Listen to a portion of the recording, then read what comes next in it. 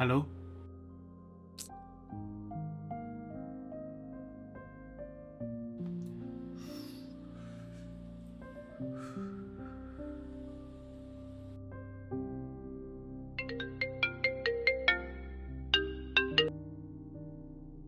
Hello. Hello. உனக்கு ஒரு தடவை சொன்னா புரியாதா சந்துரு? எதுக்கு என்ன இப்படி டார்ச்சர் பண்ற? பர்வீன் ப்ளீஸ், நான் சொல்றது ஒரு நிமிஷம் கேளு. ஒரு சின்ன பிரச்சனை இவ்வளவு தூரம் வரணும் நான் கொஞ்சம் கூட நினைச்சு பார்க்கல. நேர்ல பார்த்து பேசினா தீர்க்க முடியாத பிரச்சனையே இல்ல. நீ ஒன்னும் சின்ன குழந்தை இல்ல. ஒரே ஒரு தடவை நேர்ல மீட் பண்ணி பேசலாம். பேசினா எல்லாமே சால்வ் ஆகும். சரி, ஓகே, வரேன். ஆனா இதான் நம்மளோட லாஸ்ட் மீட். பரவாயில்ல, நீ வரேன்னு சொன்னதே சந்தோஷம். எப்போ மீட் பண்ணலாம்? ஈவினிங் மாடிக்கு வா, 5 o'clock. Okay, by.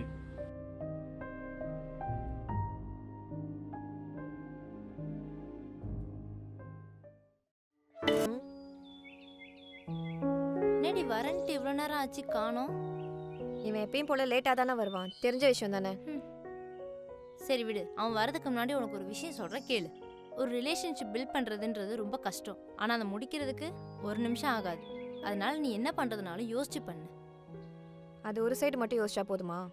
அவனையும் யோசிக்கணும்ல.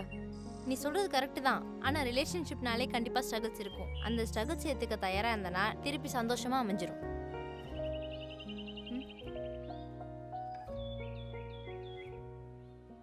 சரி, அவன் வந்துட்டான், பார்த்துக்கோடி.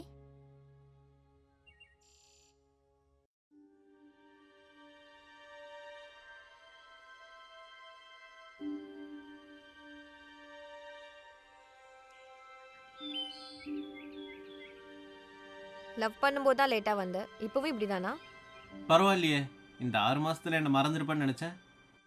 ஞாபகம் வச்சிருக்கியோ? சொல்லு சந்துரு.